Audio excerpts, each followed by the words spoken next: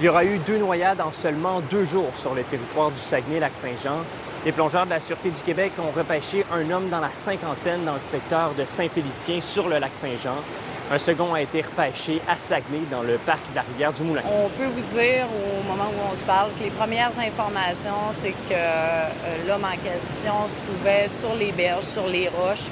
Dû à la pluie d'hier soir, les roches se seraient trouvées glissantes. L'homme aurait tombé dans la rivière suite à une chute et ne savait pas nécessairement très bien nager et aurait sombré rapidement. Le 25 juillet dernier, les services d'urgence ont été appelés à se rendre à Saint-Félicien sur le plan d'eau du lac Saint-Jean. Un homme dans la cinquantaine qui serait tombé de sa planche à pagaie. Les services incendies et les policiers ont été déployés immédiatement là, sur l'eau en patrouille nautique pour les recherches.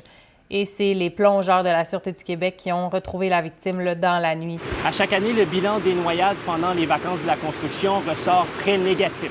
C'est un réel enjeu auquel Rénal Dawkins de la Société de sauvetage du Québec souhaite sensibiliser la population. C'est le moment de l'année où j'en enregistre le plus, pas juste au Québec, au Canada. Nous serions rendus à l'équivalent de 6 ou 7, là, selon les données qu'on reçoit par les médias, parce que du fait qu'au total, on serait à 46 noyades depuis le 1er janvier. Et si je veux comparer par rapport à la même date l'année dernière, on était à 43. Toutefois, ce que je dois dire, c'est que le fait qu'on soit à 6 et 7 décès depuis le début des vacances, je sais que la moyenne des 5 dernières années, c'était 9 pendant les 2 semaines des vacances de la construction.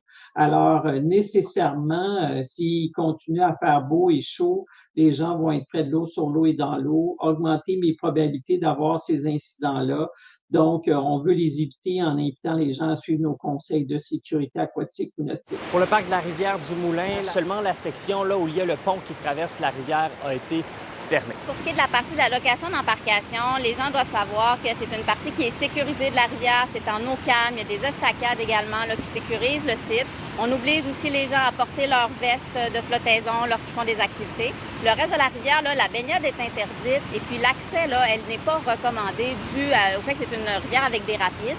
Fait qu'on demande aux gens d'éviter de s'approcher de la rivière. Les roches peuvent être glissantes aussi souvent. Fait que c'est d'éviter l'accès. Puis les gens qui veulent pêcher aux abords, là, ben, c'est de porter un vêtement de flottaison individuel là, qui peut facilement là, les aider en cas de pépin. C'est donc sur cette note négative que se termine la première semaine des vacances de la construction.